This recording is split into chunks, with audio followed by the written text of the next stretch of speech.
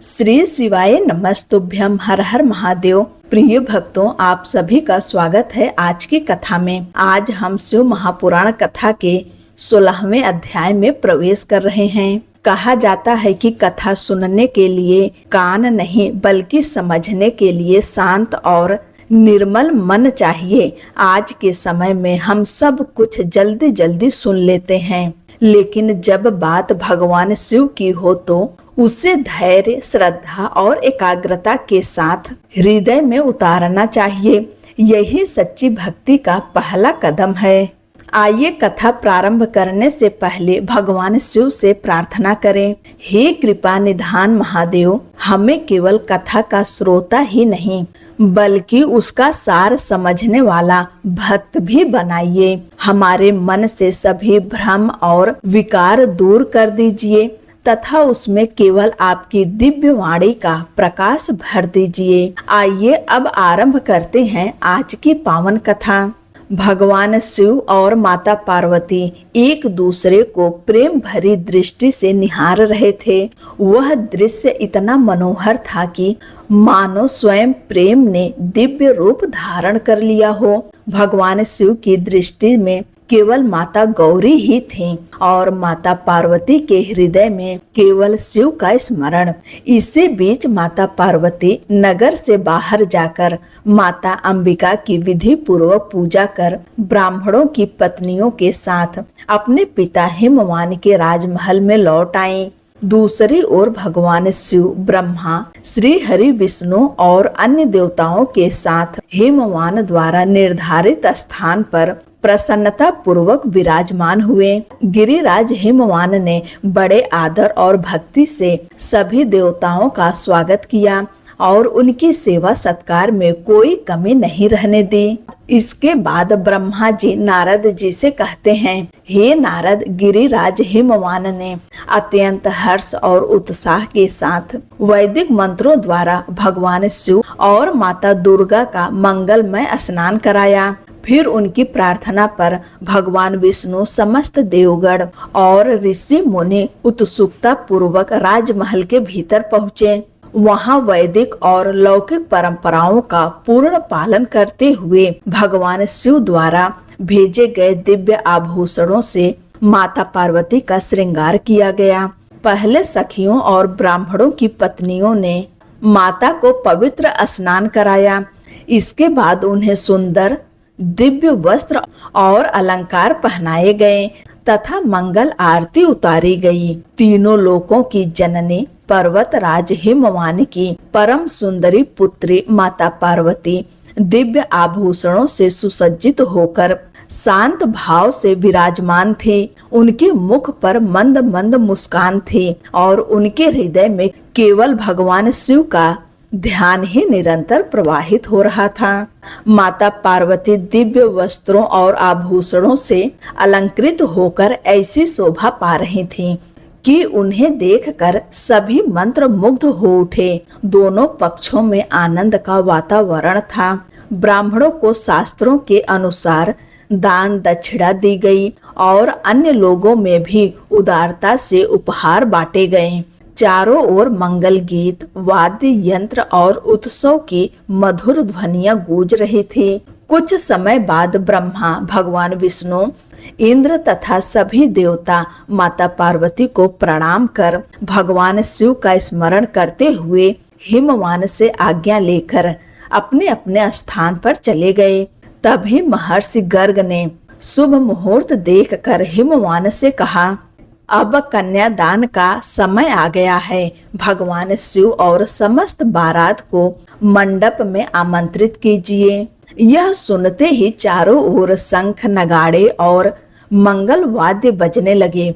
हिमवान के मंत्री आदर पूर्वक भगवान शिव के पास पहुँचे और बोले, प्रभु, शुभ लग्न उपस्थित है, कृपया बारात सहित मंडप में पधारें। तब भगवान शिव का दिव्य श्रृंगार किया गया। सुंदर वस्त्र और आभूषण धारण कर वे अपने प्रिय वाहन नंदी पर विराजमान हुए। हर हर महादेव के जय घोष के बीच पूरी बारात आनंद और उल्लास के साथ हिमवान के महल की ओर चल पड़ी। भगवान शिव के मस्तक पर विशाल छत्र सुशोभित था। दोनों ओर चंवर डुलाए जा रहे थे। आगे आगे ब्रह्मा, भगवान विष्णु, इंद्र और समस्त लोकपाल चल रहे थे। देवताओं के शंख, भेरी, नगाड़े और आनक की गूंज से पूरा वातावरण दिव्य हो उठा था।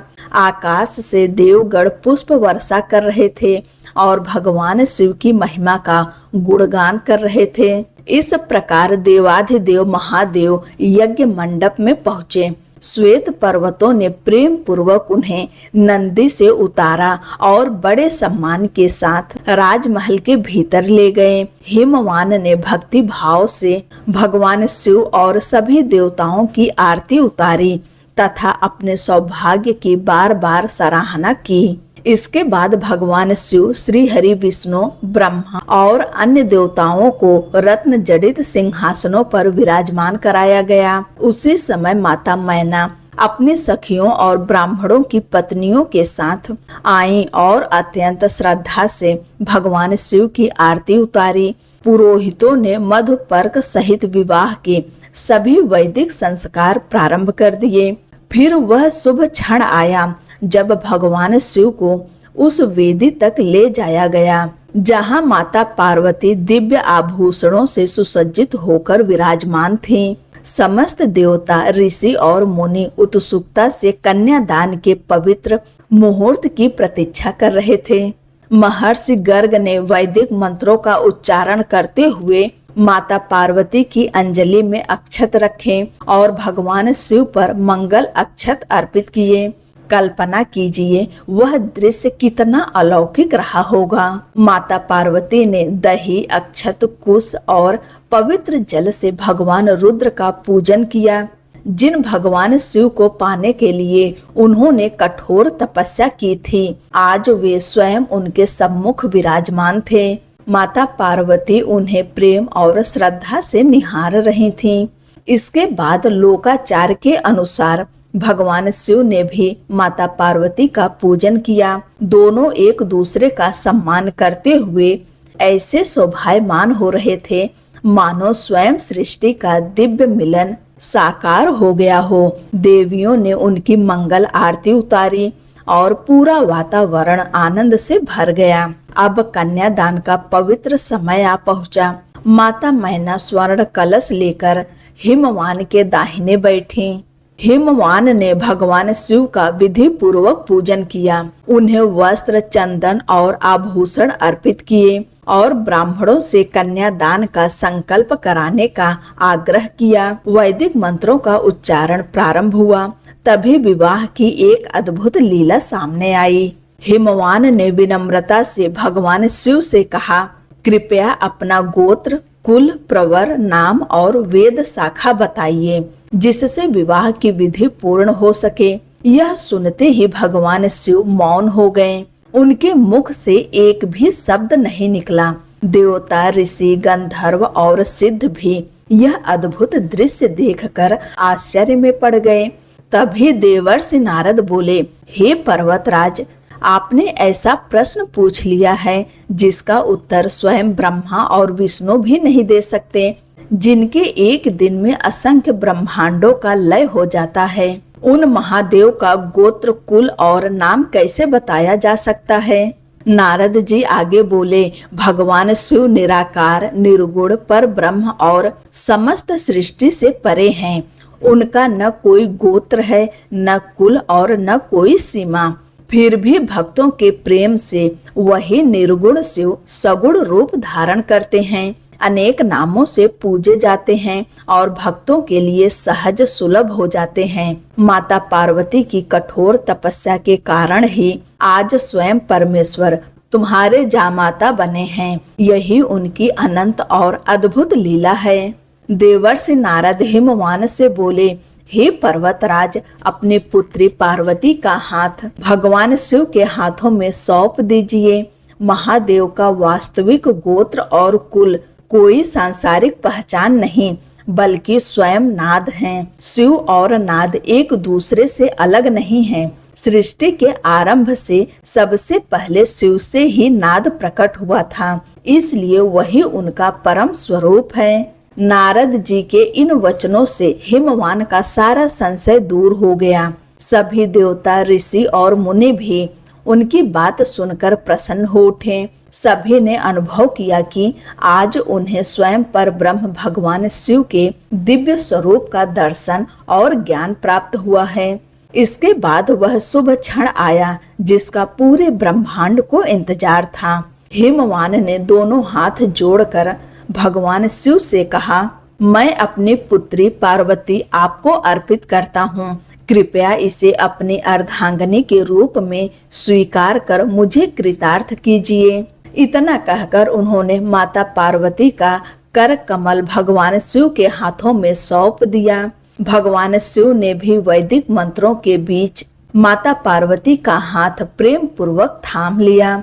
इसी क्षण शिव और शक्ति का यह दिव्य मिलन संपन्न हुआ। चारों दिशाओं में जय जय महादेव की ध्वनि गूंज उठी। देवताओं ने आकाश से पुष्प वर्षा की, गंधर्व मधुर गीत गाने लगे और अप्सराएं आनंद से नृत्य करने लगी। पृथ्वी, आकाश और स्वर्ग तीनों लोक इस दिव्य विवाह के उत्सव में मग्न हो उठे। इसके बाद विवाह की सभी वैदिक रस्में विधि पूर्वक संपन्न हुई। अग्नि प्रज्वलित की गई, वैदिक मंत्रों के साथ आहुतियां दी गई और भगवान शिव तथा माता पार्वती ने अग्निदेव की परिक्रमा की। शुभ मुहूर्त में भगवान शिव ने माता पार्वती की मांग में सिंदूर भरा। उस क्षण माता उमा का दिव्य सौंदर्य और तेज इतना अद्भुत था कि उसका वर्णन शब्दों में संभव नहीं। विवाह पूर्ण होने के बाद भगवान शिव और माता पार्वती एक ही सिंहासन पर विराजमान हुए। उन्हें देखकर सभी भक्तों और देवताओं के हृदय आनंद से भर उठे। हिमवान ने अपने सामर्थ्य के अनुसार भगवान शिव को असंख्य रत्न, स्वर्ण, गौवें, घोड़े, हाथी, रथ और अनेक बहुमूल्य उपहार अर्पित किए। भगवान शिव ने भी उदारता दिखाते हुए ब्राह्मणों को गौदान, स्वर्ण मुद्राएं, रत्न और अनेक प्रकार के दान देकर सभी को संतुष्ट किया।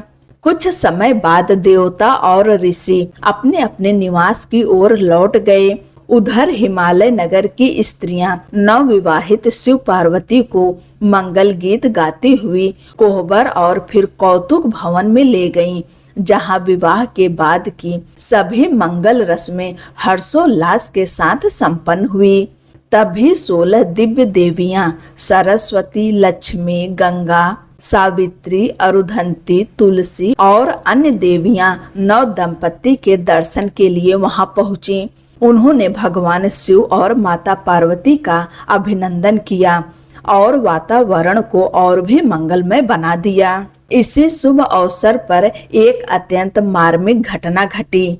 रति देवी भगवान शिव के चरणों में आकर विनम्र स्वर में बोली, हे महादेव, आज आपके विवाह से समस्त संसार आनंदित है, लेकिन मैं अपने पति कामदेव के वियोग में अभी भी दुखी हूँ। यदि आप मुझ पर कृपा करें तो मेरे पति को पुनः जीवन प्रदान करें। इतना कहकर रति ने कामदेव की भस्म भगवान शिव के चरणों में रख दी। उनकी करुण पुकार सुनकर वहां उपस्थित सभी देवियां भी भावुक हो उठीं और उन्होंने भी भगवान शिव से कामदेव को पुनर्जीवित करने की प्रार्थना की। करुणा के सागर भगवान शिव उन सभी की प्रार्थना से प्रसन्न हो गए। उन्होंने अपने अमृतमयी कृपा दृष्टि उस भस्म पर डाली। देखते ही देखते उसी भस्म से पहले के समान सुंदर, तेजस्वी और धनुष बाण धारण किए हुए कामदेव प्रकट हो गए। अपने पति को पुनः जीवित देखकर रति की आंखों से आनंद के आंसू बह निकले। उन्होंने भगवान शिव को बार बार प्रणाम किया और उनका हृदय कृतज्ञता से भर गया। इस प्रकार भगवान शिव ने एक बार फिर सिद्ध कर दिया कि वे केवल संहार के देवता ही नहीं बल्कि करुणा, क्षमा और पुनर्जीवन प्रदान करने वाले दयालु महादेव भी हैं। कामदेव और रति ने भगवान शिव के चरणों में बार बार प्रणाम कर उनका हृदय से स्तवन किया।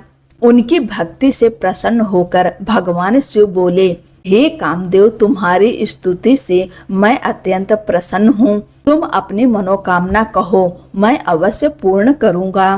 कामदेव ने विनम्रता से उत्तर दिया, हे देवाधिदेव, यदि आप मुझ पर प्रसन्न हैं तो मेरे पूर्व अपराधों को क्षमा कर दीजिए और मुझे सदैव आपके चरणों की भक्ति तथा अपने प्रिय जनों के प्रति पवित्र प्रेम प्रदान कीजिए। भगवान शिव मुस्कुराए और बोले, तथास्तु, तुम्हारा अपराध क्षमा हुआ। अब भय छोड़कर भगवान विष्णु के पास जाओ और धर्म पूर्वक अपना कर्तव्य निभाओ। भगवान शिव की आज्ञा पाकर कामदेव और रति आनंद पूर्वक उन्हें प्रणाम कर वहां से विदा हुए। इसके बाद भगवान शिव माता पार्वती के साथ विवाह भवन में पहुँचे। दोनों ने प्रेम पूर्वक एक दूसरे को मिष्ठान खिलाया और विवाह के सभी लोकाचार पूर्ण किए। फिर हिमवान और माता मैना की आज्ञा लेकर भगवान शिव जनवासे की ओर चले गए। चारों ओर वेद मंत्रों की गूंज, मंगल गीत और वाद्य यंत्रों की मधुर ध्वनि से पूरा वातावरण भक्तिमय हो उठा। भगवान शिव ने जनवासे में पहुंचकर ब्रह्मा, भगवान विष्णु, ऋषियों और देवताओं का सम्मान किया। सभी देवता भी उनकी स्तुति करते हुए उनकी सेवा में उपस्थित रहे। उधर गिरिराज हिमवान ने संपूर्ण बारात के लिए भव्य भोज का आयोजन किया। भगवान शिव, श्री हरि विष्णु, ब्रह्मा जी, देवताओं और ऋषियों का अत्यंत आदर सत्कार किया गया। सभी ने प्रेम पूर्वक भोजन ग्रहण किया और हिमवान की अतिथि सेवा की प्रशंसा की। भोजन के बाद माता मैना की आज्ञा से भगवान शिव को एक दिव्य वास भवन में विश्राम के लिए ले जाया गया। वह भवन अद्भुत था। रत्नों से जड़े दीपक, स्वर्ण कलश, मोतियों की मालाएं, सुगंधित चंदन और अगर की महक, फूलों की सैया और विश्वकर्मा द्वारा निर्मित अद्भुत कलाकृतियां उसे स्वर्ग से भी अधिक सुंदर बना रही थी। भगवान शिव उस दिव्य भवन को देखकर अत्यंत प्रसन्न हुए और वहीं विश्राम करने लगे। प्रातः काल होते ही मंगल वाद्य बज उठे। सभी देवता कैलाश लौटने की तैयारी करने लगे। धर्मदेव भगवान शिव के पास पहुँचे और विनम्रता से बोले, हे महेश्वर, अब प्रस्थान का समय हो गया है। कृपया बाहर पधार कर सभी देवताओं को कृतार्थ कीजिए। भगवान शिव मुस्कुराए और बोले, तुम आगे चलो, मैं अभी आता हूँ। इसके बाद भगवान शिव प्रातः कालीन नित्य कर्म पूर्ण कर जनवासे पहुँचे। वहाँ पुनः देवताओं, ऋषियों और ब्रह्मा जी का सम्मान किया गया और एक बार फिर विशाल भोज का आयोजन हुआ। कई दिनों तक यही मंगल उत्सव चलता रहा। चौथे दिन विवाह की अंतिम वैदिक रस्में पूर्ण हुई और पांचवें दिन देवताओं ने हिमवान से विनम्रता पूर्वक कहा, हे पर्वतराज, अब हमें कैलाश लौटने की अनुमति दीजिए। यह सुनकर हिमवान का हृदय भर आया। उन्होंने हाथ जोड़कर कहा, यदि संभव हो तो कुछ दिन और यहीं ठहर जाइए। आपके रहने से मेरा जीवन धन्य हो गया है।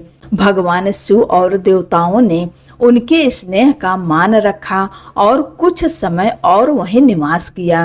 अंततः जब विदा का समय निश्चित हुआ तब सप्त ऋषियों ने हिमवान और माता मैना को समझाया कि अब भगवान शिव और माता पार्वती को कैलाश प्रस्थान करना ही होगा। यह सुनकर हिमवान ने भारी मन से विदाई की तैयारी स्वीकार कर ली। जब भगवान शिव माता पार्वती को साथ लेकर कैलाश जाने के लिए तैयार हुए तब माता मैना अपनी पुत्री को देखकर स्वयं को रोक न सकी। उनकी आंखों से अश्रुधारा बहने लगी। वे भगवान शिव के चरणों में हाथ जोड़कर बोली, हे कृपा निधान महादेव, मेरी पुत्री शिवा अत्यंत सुकुमारी है। कृपा करके इसका सदैव स्नेह और वात्सल्य से पालन कीजिए। आप आशुतोष हैं, आपकी करुणा पर ही मेरा विश्वास है। माता मैना के इन करुण वचनों से वहां उपस्थित सभी लोगों की आंखें नम हो गई। विवाह का उत्सव अब भावपूर्ण विदाई के क्षणों में बदल चुका था। विदा की घड़ी आते ही माता मैना की आंखें अश्रुओं से भर उठी। माता मैना ने कहा, हे कृपा निधान महादेव, मेरी पुत्री पार्वती अभी बाल स्वभाव की है। यदि उससे कभी कोई भूल हो जाए तो उसे क्षमा कर दीजिएगा। जन्म जन्मांतर से इसका मन केवल आपके चरणों में ही लगा है। यह जागते सोते हर समय आपका ही स्मरण करती है। आपकी महिमा सुनकर इसकी आंखों से आनंद के आंसू बहने लगते हैं और यदि कोई आपकी निंदा करे तो यह मौन हो जाती है। प्रभु, अब यह आपकी है, स्नेह पूर्वक पालन कीजिए। इतना कहते ही माता मैना अपनी पुत्री से बिछड़ने का दुख सह न सकी और मूर्छित होकर भूमि पर गिर पड़ी। भगवान शिव ने उन्हें धैर्य बधाया और सांत्वना देकर विदा ली। फिर वे देवताओं के साथ नगर के बाहर स्थित उपवन में जाकर माता पार्वती की प्रतीक्षा करने लगे। उधर सप्त ऋषियों ने हिमवान से कहा, हे पर्वतराज, अब माता पार्वती की विदाई का समय आ गया है। यह सुनते ही हिमवान का हृदय भी विरह से भर उठा। कुछ समय तक वे मौन रहे, फिर स्वयं को संभाल कर विदाई की तैयारियां आरंभ कराई। माता मैना ने वैदिक परंपरा के अनुसार पार्वती का दिव्य श्रृंगार किया। उन्हें सुंदर वस्त्र और बहुमूल्य आभूषण पहनाए गए। तभी एक विदुषी और पतिव्रता ब्राह्मणी माता पार्वती के पास आई और उन्हें गृहस्थ जीवन के धर्म का उपदेश देने लगी। उन्होंने कहा, हे गिरिराज नंदनी, अपने पति भगवान शिव को सदैव परम आदर और प्रेम देना। पति पत्नी का संबंध केवल इस जन्म का नहीं बल्कि धर्म, विश्वास और समर्पण का बंधन है। घर में मधुर वाणी, सेवा, धैर्य, विनम्रता और परस्पर सम्मान ही परिवार की वास्तविक संपत्ति होते हैं। सुख और दुख दोनों परिस्थितियों में अपने पति का साथ देना, उनके सम्मान को अपना सम्मान मानना और परिवार की मर्यादा की रक्षा करना। उन्होंने आगे कहा, जो स्त्री प्रेम, संयम, सत्य और सेवा के मार्ग पर चलती है वही वास्तव में गृह लक्ष्मी कहलाती है। सावित्री, अरुधंती, अनुसुईया और अन्य महान साध्वियों ने अपने सदाचार और निष्ठा से संसार में आदर्श स्थापित किए हैं। तुम भी उसी मार्ग का अनुसरण करना और भगवान शिव के साथ धर्म, प्रेम और करुणा से युक्त जीवन बिताना। इस प्रकार माता पार्वती ने विनम्रता से उन शिक्षाओं को स्वीकार किया और अपने जीवन के नए अध्याय के लिए स्वयं को तैयार किया। ब्राह्मणी ने आगे कहा, हे पार्वती, जो दंपत्ति एक दूसरे के प्रति सम्मान, विश्वास और समर्पण का भाव रखते हैं उनका घर सुख, समृद्धि और मंगल से भर जाता है। ऐसे परिवार में धर्म भी फलता फूलता है और आने वाली पीढ़ियों को भी उत्तम संस्कार प्राप्त होते हैं। पतिव्रता के भी भिन्न भिन्न स्तर बताए गए हैं। सबसे श्रेष्ठ वह है जिसके मन में अपने पति के प्रति अटूट निष्ठा और पवित्रता हो। उससे निम्न वह है जो प्रत्येक पुरुष को पिता, भाई या पुत्र के समान सम्मान की दृष्टि से देखे। इन शिक्षाओं का सार यही है कि मन, वचन और कर्म से मर्यादा, संयम और धर्म का पालन किया जाए। अंत में उन्होंने माता पार्वती की ओर देखकर कहा, हे देवी, आप तो स्वयं जगत जननी हैं और भगवान शिव आपकी अर्धांगिनी के रूप में समस्त संसार के कल्याण के लिए यह दिव्य लीला कर रहे हैं। आपको उपदेश देने का साहस तो किसी में नहीं, परंतु लोकाचार की मर्यादा निभाने के लिए मैंने ये बातें कही हैं। वास्तव में आपके जीवन का स्मरण मात्र ही संसार की स्त्रियों के लिए प्रेरणा बन जाएगा। ब्रह्मा जी कहते हैं कि यह उपदेश सुनकर माता पार्वती अत्यंत प्रसन्न हुई। उन्होंने विनम्रता से उस ब्राह्मणी को प्रणाम किया और उनके मंगलमय वचनों को अपने हृदय में धारण कर लिया। इसी के साथ आज का अध्याय यहीं पर पूर्ण होता है। अब आइए हम सभी भगवान भोलेनाथ से क्षमा प्रार्थना करें। हे करुणामय भगवान शिव, यदि इस पावन कथा के श्रवण, वाचन या स्मरण में हमसे मन, वचन या कर्म से कोई भूल हुई हो तो कृपा करके हमें क्षमा करें। हमारी बुद्धि सीमित है पर आपकी महिमा अनंत है। यदि हम आपकी किसी दिव्य लीला का पूर्ण वर्णन न कर सके हो तो उसे हमारी अल्पता समझकर क्षमा प्रदान करें। आपकी कृपा से हमारा जीवन धर्म, भक्ति और सदाचार के मार्ग पर निरंतर आगे बढ़ता रहे। हर हर महादेव। कल के अध्याय में हम माता पार्वती की भावपूर्ण विदाई और भगवान शिव के साथ उनके कैलाश गमन की दिव्य कथा का श्रवण करेंगे। आप सभी अवश्य जुड़े रहिए। वीडियो को लाइक करें और कमेंट में ओम नमः शिवाय अवश्य लिखें। अगर चैनल को सब्सक्राइब नहीं किए हैं तो अवश्य कर लीजिए।